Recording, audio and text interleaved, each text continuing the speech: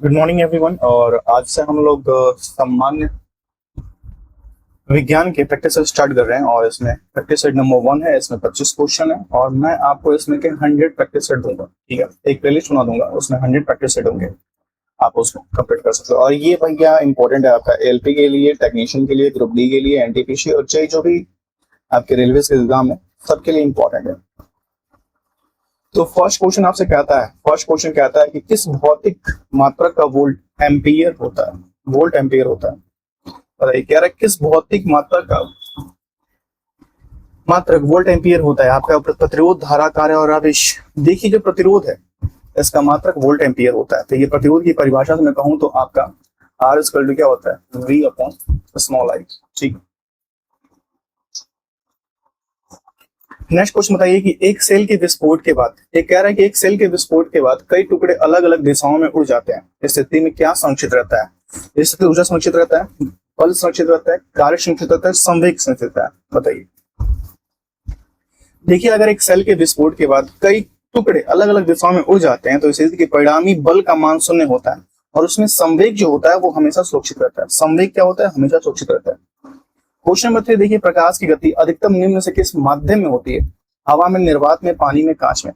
प्रकाश की गति निर्वात में मैक्सिमम होती है, कितनी होती है आपका 3 इंटू, मैं लिख नहीं पा रहा हूँ, ये उंगली से लिख रहा हूँ, मेरे पास कोई इक्विपमेंट नहीं है। 3 इंटू 10 की पावर 18 होता है, 8 होता है, सॉरी। ठीक है, अगर मैं पानी की बात करूं तो पानी का कितना होगा 2.25 आपका 10 की पावर 8, ये पानी में होता है। अगर कांच की बात की जाए, कांच की, ये पानी का होगा और कांच की बात किया तो आपका 2 इंटू 10 की पावर 8 होता है। ठीक है, जब प्रकाश जल से होते हुए हवा में प्रवेश करता है, इसमें जल से होते हुए हवा में प्रवेश करता है तो उसकी क्या बदल जाती है, आवृत्ति, तरंगदैर्घ्य, चाल और रंग, उसकी क्या बदलती है। देखिए जब प्रकाश जल से होते हुए हवा में प्रवेश करता है तो उसकी जो बदलती है भैया, उसका निर्वात में भी गमन करने लगती है। ठीक है, इसकी चाल निर्वात में अन्य माध्यमों से अपेक्षा अधिक होती है, तो विभिन्न माध्यम में इनका चाल अलग हो जाता है। जैसे मैं कहूं तो इसका चाल अलग हो जाता है। ठीक है, अभी मैं चाल बताया था, निर्वात में कितना होता है 3 इंटू 10 की पावर 8 होता है, पानी में कितना होता है 2.25 इंटू 10 की पावर 10 होता है और कांच में कितना होता है 2 इंटू 10 की पावर 8 होता है।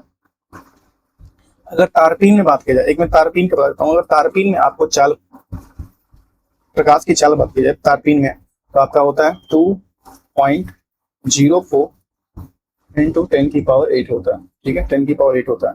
नेक्स्ट बताइए, कह रहा है जब प्रिज्म द्वारा निम्न में से किस रंग की प्रकाश किरण विचलन अधिकतम होती है। किसी प्रिज्म द्वारा इनमें से किस रंग की प्रकाश किरण का विचलन अधिकतम होता है। लाल का, पीले का, हरे का, बैगनी का। विचलन पूछा अधिक होता है बैगनी का होता है और सबसे कम पूछे विचलन तो लाल का होता है। सबसे कम पूछे तो लाल का होता है, सबसे अधिक पीले का होता है। ठीक है, लाल का न्यूनतम होता है, ठीक है, बहुत न्यूनतम होता है, और बैगनी का क्या होता है, विचलन सबसे अधिक होता है, सबसे अधिक फैल जाएगी वो। और इस घटना को क्या कहते हैं, प्रकाश का वर्ण विक्षेपण कहते हैं। ठीक है, देखिए प्रत्येक 9 ओम के 3 प्रतिरोध, 9 ओम के 3 प्रतिरोध समांतर क्रम में संयोजित होते हैं, इनका तुल्य प्रतिरोध ज्ञात कीजिए।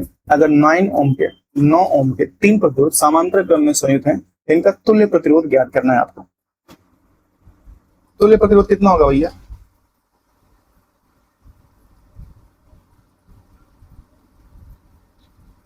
आप अगर इसको निकालेंगे तो क्या होगा, तुल्य प्रतिरोध आप लेंगे समांतर क्रम में, अगर आपको जोड़ना है तो 1/r करेंगे, 1/r करेंगे तो 3 कह रहा है तो 1/9 प्लस 1/9 प्लस 1/9, 1/9 लेंगे। इसको पक्षपात करेंगे भैया कितना आएगा आपका 3/9, 3/9 और उसको काटेंगे 3 करना, 3 3 तरीके 9, कितना आ जाएगा, कितना आएगा 3 ओम आएगा, कहीं है 3 ओम, ये रहा। बताइए एक परिणाम में ट्रांसफार्मर है, कोर पटलित क्यों करते हैं। कह रहे एक ट्रांसफार्मर का कोर पटलित क्यों करते हैं, बताइए।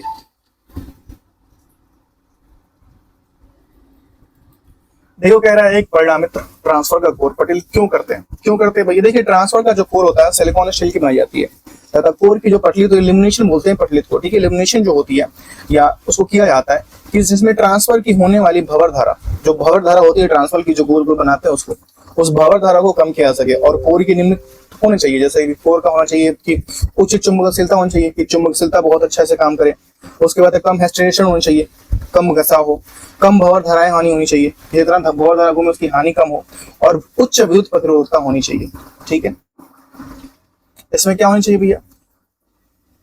क्यों पटलित करते हैं? पटलित क्यों करते हैं? भंवर धारा कम हानि करने में, ठीक है। भंवर धारा की हानि कम करने में उसको पटलित करते हैं।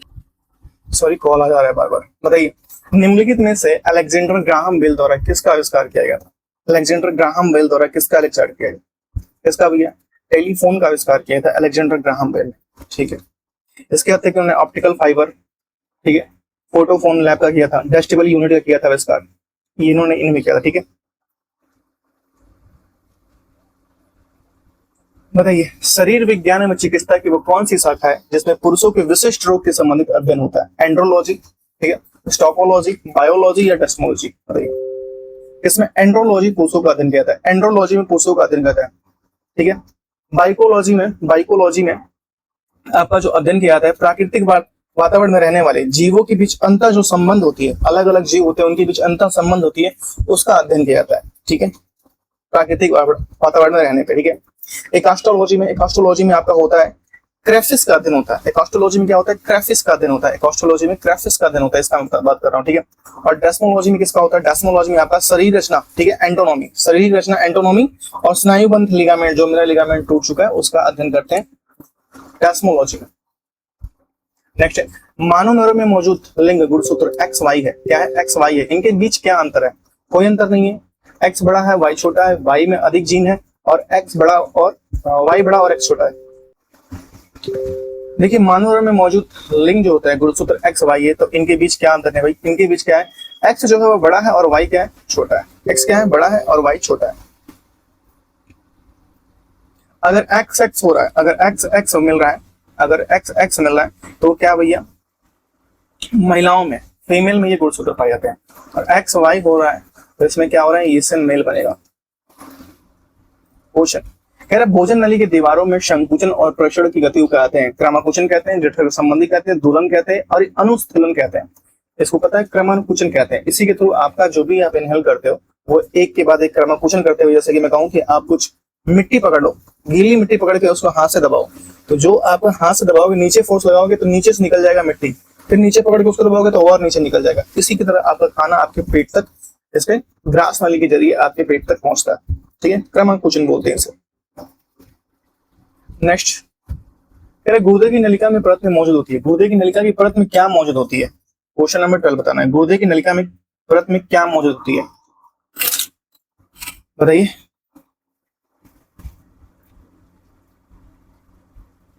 क्यूबोइडल एपिथेलियम मौजूद होता है। क्यूबोइडल एपिथेलियम गुर्दे की नलिका में परत में मौजूद होती है। देखिए, क्यूबोइडल कोशिकाओं में बड़े गोलाकार और केंद्रिक नाभिका होती हैं। क्या होते हैं इनमें? बड़े गोलाकार और केंद्रिक नाभिका होती हैं। क्यूबोइडल कोशिकाएं गुर्दा नलिकाओं, ग्रंथियों, नलिकाओं, अंडाशय और थायराइड ग्रंथि में भी ये पाई जाती हैं। नेक्स्ट क्वेश्चन देखिए, मानव शरीर का कौन सा अंग अंडे को अंडाशय की गर्भाशय तक ले जाता है? जो अंडे होते हैं, अंडे, उनको अंडाशय से गर्भाशय, महिलाओं की गर्भाशय की तरफ लेके जाते हैं। अंडाशय फ्लैपियन ट्यूब लेके जाते हैं, योनि लेके जाता है, क्या लेके जाता है? देखिए, जो फ्लैपियन ट्यूब होता है वो शुक्राणु को अंडाणु मिलकर भ्रूण का निर्माण करते हैं। शुक्राणु और अंडाणु, जैसे कि पुरुष का शुक्राणु और महिला का अंडाणु मिलकर एक भ्रूण का निर्माण करते हैं, जो गर्भधारण का प्रथम चरण होता है। फ्लैपियन ट्यूब का एक सिरा बच्चे को बच्चेदानी में खुलता है और दूसरा सिरा अंडाशय के ऊपर खुलता है। अंडे को अंडाशय से गर्भाशय तक ले जाने में कार्य करती है फ्लैपियन ट्यूब, ठीक है। नेक्स्ट, निम्नलिखित में से कौन सी बीमारी जीवाणुओं के कारण होती है? बड़ी माता, रेबीज, एड्स और एंथ्रेक्स। जीवाणु कारण, देखिए जीवाणु कारण जो होता है क्या होता है? उसका एंथ्रेक्स होता है जीवाणु कारण। एंथ्रेक्स बड़ी माता होता है। एंथ्रेक्स के कारण क्या होता है? बड़ी माता होता है। और हैजा का रेबीज होता है। हैजा का रेबीज होता है। क्षय रोग का एड्स होता है। काली खांसी का इन्फ्लुएंजा होता है।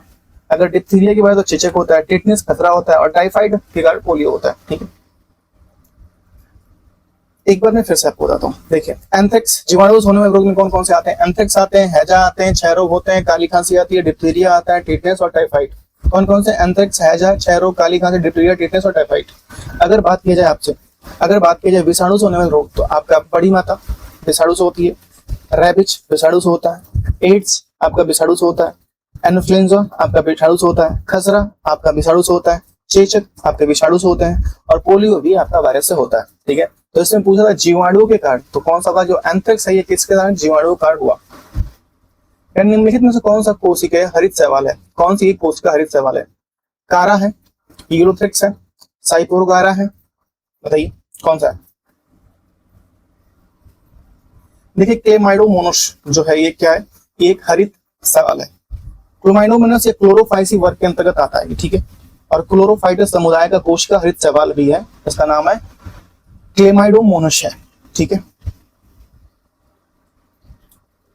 स्पाइरोगैरा भी एक शैवाल है। ठीक है, ये भी क्लोरोफिल में पाया जाता है। पौधे भविष्य के लिए खाद्य को बीज में संग्रहित करते हैं, बताइए। रेडिकल, कोटिलेडोन या भ्रूण या प्लूम्स? देखिए पौधे भविष्य के लिए खाद्य को बीज के रूप में संग्रहित कर लेते हैं। जो भी खाद्य होते हैं उसके बीज के रूप में संग्रहित कर लेते हैं उसका